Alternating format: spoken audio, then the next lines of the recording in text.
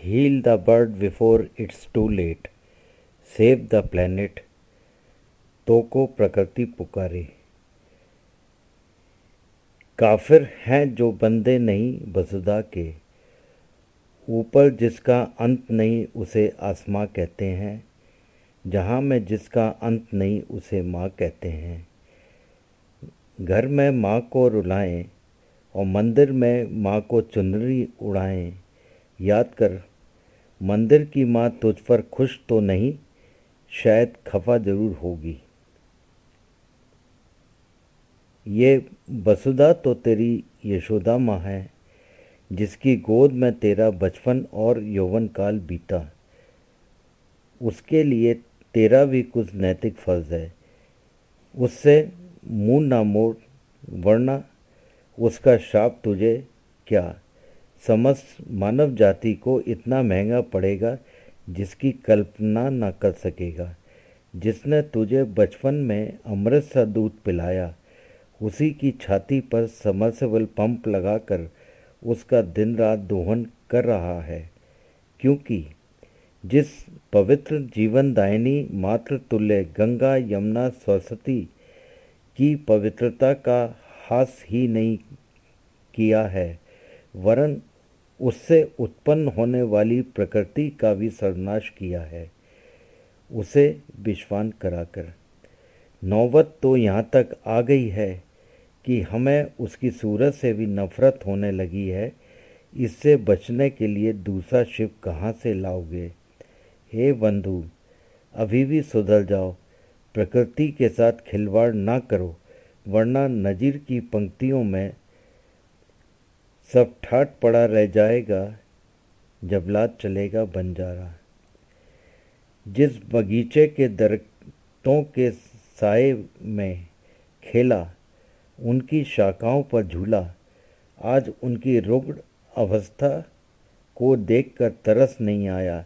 हे मानव, तेरा जीवन व्यर्थ है। ये दरख्तें तो पिता के समान हैं, उनकी छाल पर शूल मत ठोक, उनकी आत्मा आहत होगी। ये वो महात्मा हैं जो हमें प्रतिदिन कुछ न कुछ देते ही हैं, पर अपने गिरेबान में झांक कर देखें कि हम उन्हें देते ही क्या हैं। और तो और बलवाइयों की तरह उनका सर कलम करने को तत्पर रहते हैं। क्या यही हमारी संस्कृति है? हे मानव, कुछ तो शर्म कर। घर बनाना था, ये क्या बना बैठे, कहीं मंदिर बना बैठे, कहीं मस्जिद बना बैठे। अच्छा है परिंदों के यहाँ फिरका परस्ती नहीं होती, कभी मस्जिद पे जा बैठे, कभी मंदिर पे जा बैठे। आज हम प्रकृति से कटते जा रहे हैं, इस प्रकृति और अपने बीच दीवारें खड़ी करते जा रहे हैं। पुजारियों ने ईश्वर प्राप्ति के इतने सारे मार्ग बता दिए हैं, जिनकी ना कोई गिनती है, ना कोई सीमा दिखती है, ना ही कोई औचित्य। परमात्मा ने ऐसा कभी नहीं कहा। हमें किसी ने यह नहीं बताया कि प्रकृति और धर्म एक सिक्के के दो पहलू हैं।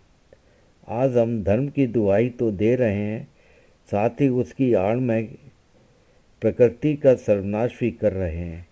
मंदिर मस्जिद विवाद इसका एक उदाहरण है। हमारे बहुत सारे नियम प्रकृति के प्रतिकूल हैं। धर्म की गति बड़ी गहन है। जिसने बूझा वह भी रसातल में जाकर सतह पर उतराता रहा, और उसने किसी का अतिक्रमण नहीं होने दिया। उसने संतत साक्षी का अनुभव किया। ना मैं मन हूँ, ना मैं हृदय हूँ, ना मैं देह हूँ, ना मैं बाहर हूँ, ना मैं अंदर हूँ।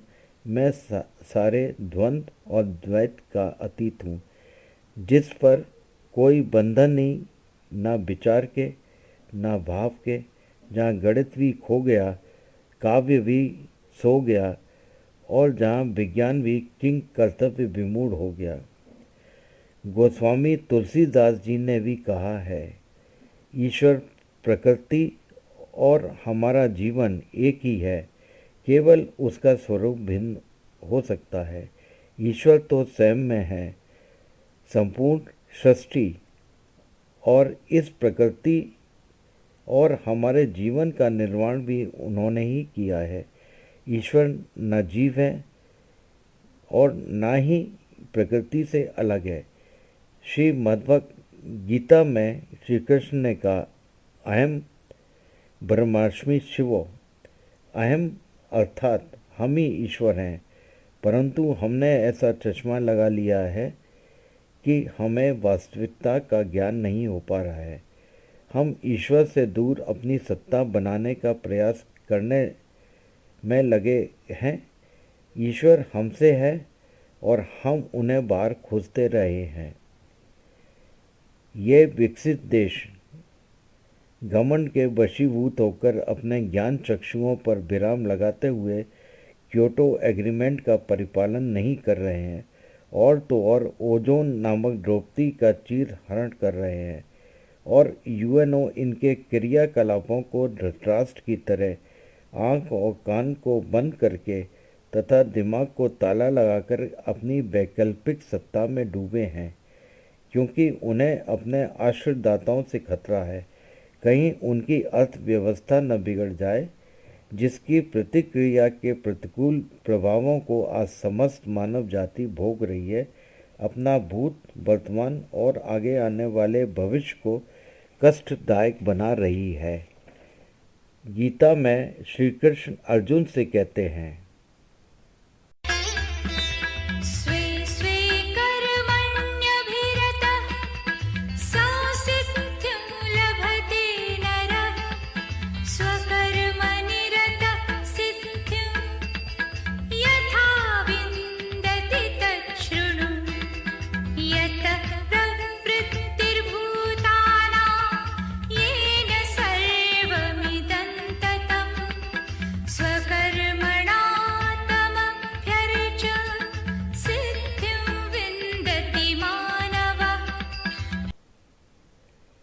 अर्थात अपने अपने कर्मों में लगे रहकर मनुष्य सिद्धि को पा लेता है। कैसे पा लेता है, यह तू मुझसे सुन। जिस परमात्मा से समस्त चराचर जगत उत्पन्न हुआ है और जिसमें सारा जगत व्याप्त है, उसकी अपने कर्मों द्वारा पूजा करते हुए मनुष्य सिद्धि को पा लेता है। सत्कर्म is the essence of life. पश्चिम ने पकड़ा विज्ञान को, पूरब ने पकड़ा धर्म को, दोनों अधमुर्दा अर्धजीवित हालत में हैं। पश्चिम मर रहा है क्योंकि वहाँ शरीर ही धन है, पद है, पर आत्मा नहीं है, और पूरब मर रहा है क्योंकि वहाँ आत्मा है, देह खो गई है, दीनता है, दरिद्रता है, भुखमरी है। मैं पूरब पश्चिम को एक कर देना चाहता हूँ। यह पृथ्वी एक हो, समस्त मानव की विचारधारा एक हो, और इस पृथ्वी के एक होने की संभावना तभी है जब मनुष्य भीतर अखंड हो। भवन्तु सुखिनः सर्वे सन्तु निरामयाः सर्वे भद्राणि पश्यन्तु मा कश्चित् दुःखभाग् भवेत्। हमने अपने को बहुत घसीट लिया और हमने अपने हाथ अपने लिए बहुत नर्क निर्मित कर लिए हैं। मैं पुकार देता हूँ, अब उससे बाहर आओ। जैसे सांप अपनी पुरानी केंचुली को छोड़कर सरक जाता है, ऐसे ही तुम पुराने को छोड़कर सरक जाओ, अन्यथा राज कपूर के तराने में रोता हुआ आया है, रोता चला जाएगा। कबीर का एक दोहा मेरे जहन में बार बार उभर कर आता है, माटी कहे कुमार से तू क्यों रोंदे मोए, एक दिन ऐसा आएगा मैं रोंदूंगी तोए।